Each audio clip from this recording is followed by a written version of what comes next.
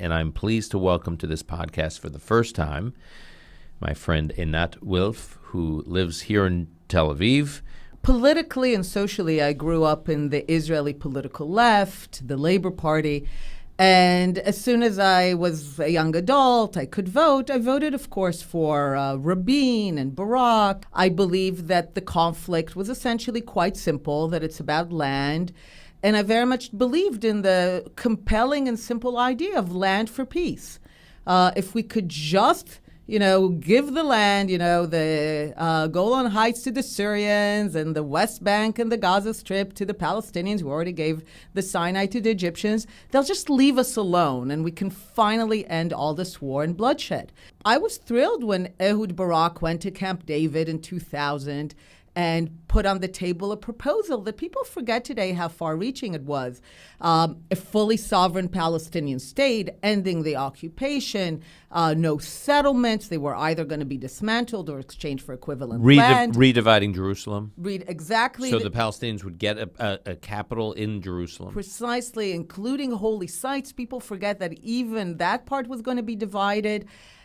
And then I saw Arafat walking away from that in 2000. I saw Abu Mazen walking away from an even better proposal in some aspects by Olmert in 2008. And I saw them walking away. I saw them not being criticized by their own people for walking away, not even some minor op-ed in a London paper saying, "Are you nuts? We're on the verge of getting everything we've wanted. Go back to the negotiating room, get it for us." It was followed by massive violence. Again, people forget, but in the years 2001, 2, 3, 4, before October 7th, this was the darkest time to live in Israel. There was a campaign of massacres. And like many Israelis, certainly the Land for Peace Israelis, the Peace Camp Israelis, we were looking at that and we're like, what's going on? And what do the Palestinians actually want? Because they clearly don't want a state, and they clearly don't want an end to the occupation, and they clearly don't want an end to settlements and a capital in East Jerusalem, because they could have had all that, but they've always told us what they wanted. From the river, from the Jordan River to the Mediterranean Sea, Palestine will be free. Of what exactly? Of a sovereign Jewish state. And to their credit, once I began to do the research and to have meetings, I realized that they've been very consistent. And They've always said the same things. And more important than saying, they have always made decisions based on that idea. The first thing to understand is really throughout the 20th century, it's one political arc. We begin the 20th century when much of the earth is divided between empires, and we end the 20th century when much of the earth is divided between states. And that's the political process of the 20th century. The Ottoman Empire, of course, is one of the biggest empires, is one of the biggest prizes, and it has a Jewish population. It is a multi-ethnic empire, of course, a substantial Arab population, but Jewish and Kurdish and Armenian and Turks. And as the empire collapses at the end of World War I, there is this idea that empires will be replaced by states that represent nations. That's the idea of self-determination. And there's no question that the Jewish people are one of the people of the Ottoman Empire. And, when some people talk about Israel and its size, and I always say, look, if the Jews of the Ottoman Empire, just of the Ottoman Empire, would have received their fair share of the imperial lands of the empire, based on their proportion of the population, the Jewish state would have been multiple times the size that it is today, 5, 6 times. There's a continuous Jewish presence as empires come and go, but the vast majority of Jews, going back to the Roman and in the Ottoman Empire, even back to the Babylonian exile, those are Jewish communities that often predated the 7th century Arab and Muslim conquests of the land. That's how ancient those communities were. After World War I, it's an interesting moment where the victorious French and British, as far as they're concerned, they won World War I and they want to expand their imperial lands. As far as the Americans are concerned, who are now appearing on the world stage, they won World War I and European imperialism has been the problem, and they want to end European imperialism. So when the French and the British want to carve up the lands of the Ottoman Empire as imperial spoils, the Americans are saying, absolutely not. We are now building states based on the principle of self-determination for peoples. And the tug of war between the former imperial powers and the rising America leads to a compromise, which is called the mandate system.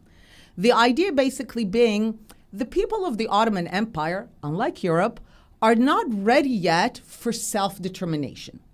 So the British and the French are going to be their tutors. The Americans view it as the process of ending the empire and creating self-determination.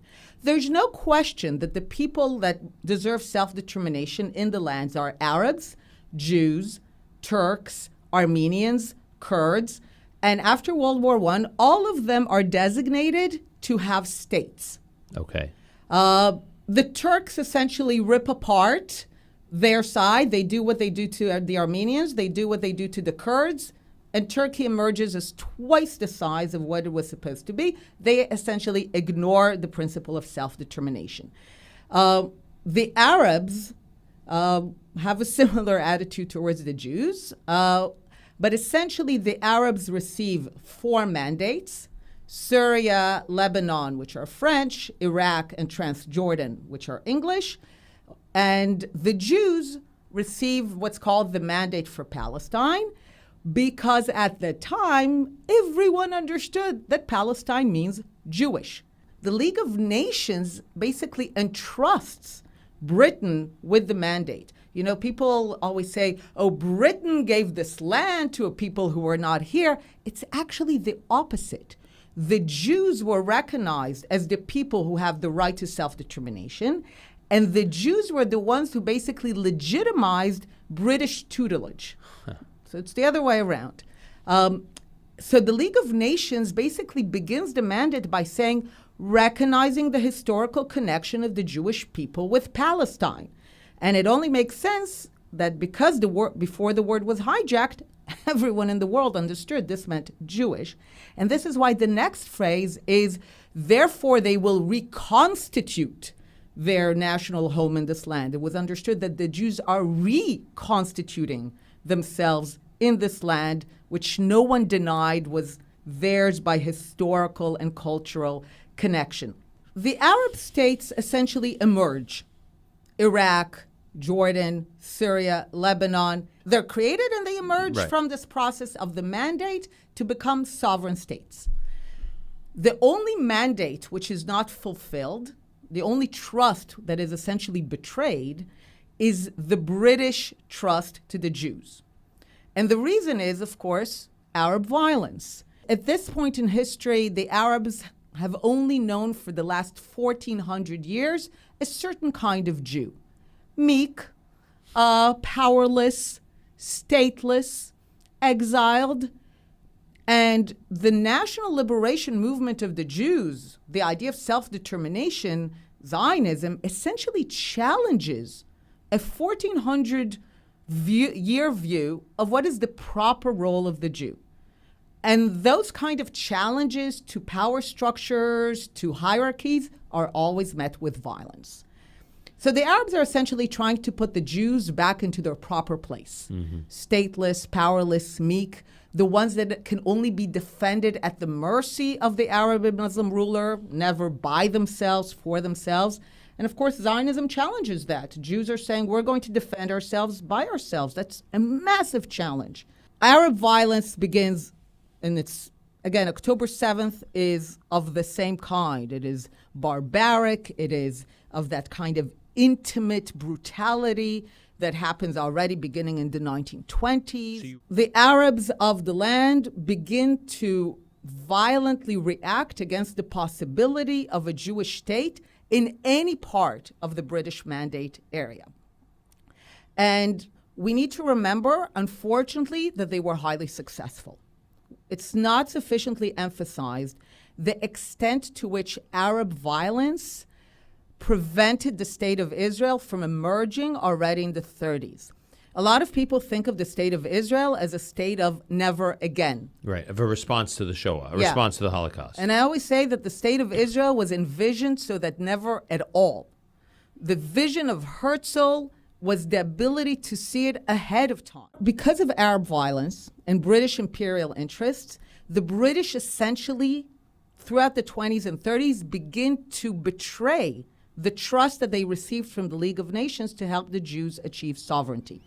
And the biggest betrayal is the closing down of this embryonic Jewish state to Jewish immigration at the most dire moment in Jewish history. And Arab violence is actually responsible for the fact that hundreds of thousands, if not millions of Jews, were condemned to a genocide in Europe of what could have only been ethnic cleansing. And the reason that we know that, and we'll talk about it, is that literally 2 decades later, even less, there's an ethnic cleansing of Jews from the entire Arab world. And the only difference is that now they have the state of Israel that is opening its borders and its gates to Jewish immigration. And that's what the Jews did not have in the 30s, even though they prepared it. And the only thing that prevented the Jews from having their state in the 30s, as they should have, is Arab violence.